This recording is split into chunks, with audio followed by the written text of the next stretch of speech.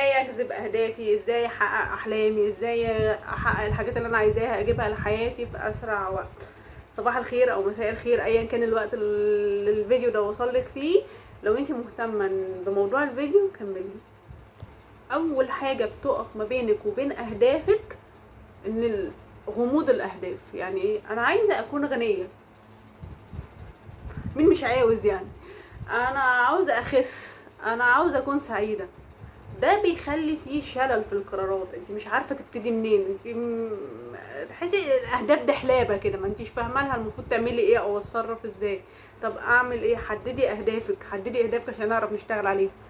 مثلا انا عاوزه اكون غنيه. تمام، ده هدف كبير. احنا هنعمل ايه بقى؟ هنخلي الهدف واقعي، هنقسم الهدف. بمعنى انا احاول اشتغل على نفسي عشان انا يكون عندي اموال او فلوس في الفتره المعينه دي او الفتره الفلانيه، واحط خطه واحط هدف واحط خطه زمنيه التزم بيها ويكون واقعيه. يعني مثلا ما اقولش مثلا انا ما تعتمديش ان انت هتلاقي شنطه فلوس وانت ماشيه، لا احنا عايزين نحط خطه واقعيه وتقسمي الهدف عشان يوصلنا للهدف الكبير. بعدين احنا عملنا المبلغ الفلاني في الوقت هنستثمره وهكذا. يبقى الاول هنحدد الهدف ونقسمه لاهداف صغيره نشتغل عليها. الاهداف تكون واقعيه مش مستحيله التحقيق. اللي خلي المستحيل التحقيق او اللي غير واقعيه او الكبيره دي قدام شويه. احنا عايزين نعمل اهداف صغيره توصلنا للهدف الكبير. اتخلصي من احساس الاستحقاق الزائف، وده هتفهميه لما تشوفي فيديو الاستحقاق وهتفهمي يعني ايه استحقاق زائف وايه هو الاستحقاق الحقيقي. سيبك بقى من دور الضحيه واصل الظروف واصل الجوابات، وبصي بقى للظروف اللي حواليك دي على ان هي اكنك في لعبه كده، اللي هي دي عقبات او مسلسل انت بتتفرجي عليه، واقعدي بقى فكري ازاي هتحليها، ازاي تخليها، هنتصرف ازاي اللي احنا قلنا كذا مره. هنحل اللي احنا قادرين نسيطر عليه او نتصرف فيه، واللي احنا مش قادرين نسيطر عليه او نتصرف فيه. ما الناس تصور هنركنه على جنب عشان ده بيحرق من طاقتنا يعني. حددي ايه هي الحاجات اللي بتقف ما بينك وبين اهدافك. بمعنى محتاجة مثلا تفتحي مشروع، يبقى انا دلوقتي محتاجة راس مال. هشتغل اي حاجة دلوقتي على قد امكانياتي او على قد الامكانيات اللي عندي والمهارات اللي عندي ان انا اجمع فلوس عشان افتح مشروع. عايزة اعمل حاجة معينة بس مستوى تعليمي مش مساعدني، او مش حابة اشتكي واقول انا ما اتعلمتش كويس او انا ما دخلتش مش عارفة ايه.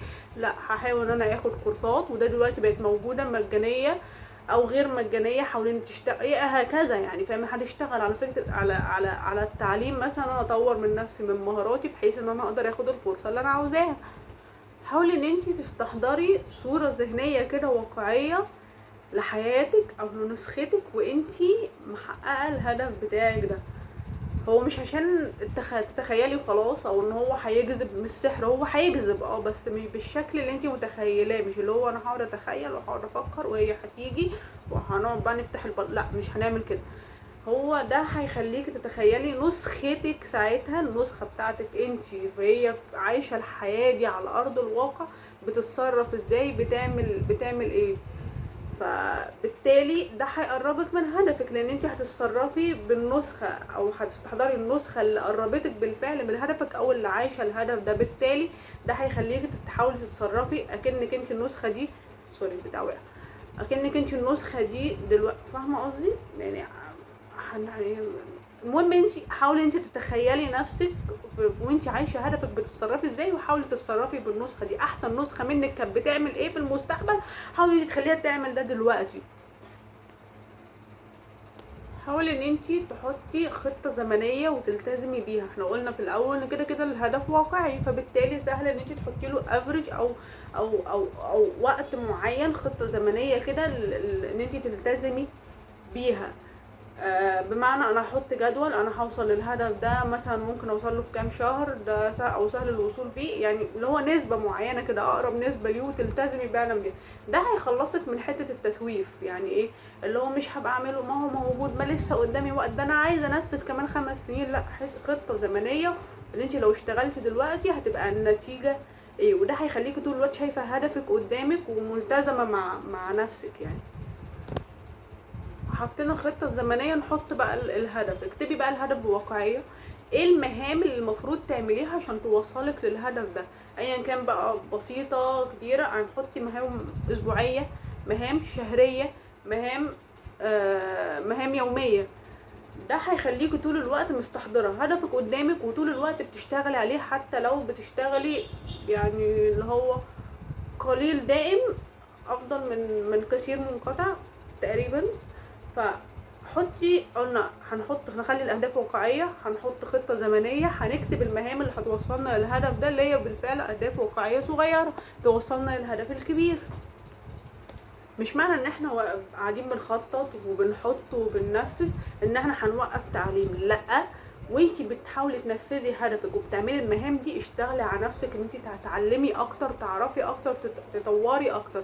صدقيني صدقيني وعن تجربة، ده كفيل يختصر لك الوقت. يعني انتي لو حاطه لنفسك خطة زمنية 10 شهور ان انت وانت بتعلمي فيه، هتلاقي حاجات طلعت لك من تحت الارض كده تسهل لك المهمة، ممكن تخلي لك الهدف يتقلص مثلا ل3 4 شهور، ودي عن تجربة.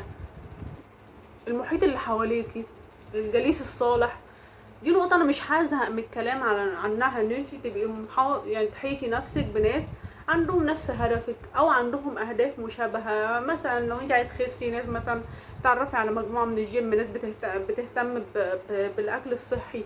لو انتي عايزة، فاهمة قصدي، اللي هو انتي يبقى في ناس بتجمعكوا حاجة معينة، هيطورك ويوصلك من الهدف بتاعك، مش ناس ان هي تبقى بتحبطك. او انا اتكلمت في الموضوع ده كتير قوي، تقريبا بتكلم عنه في كل فيديوهاتي ومش هزهق، صدقيني مهم جدا.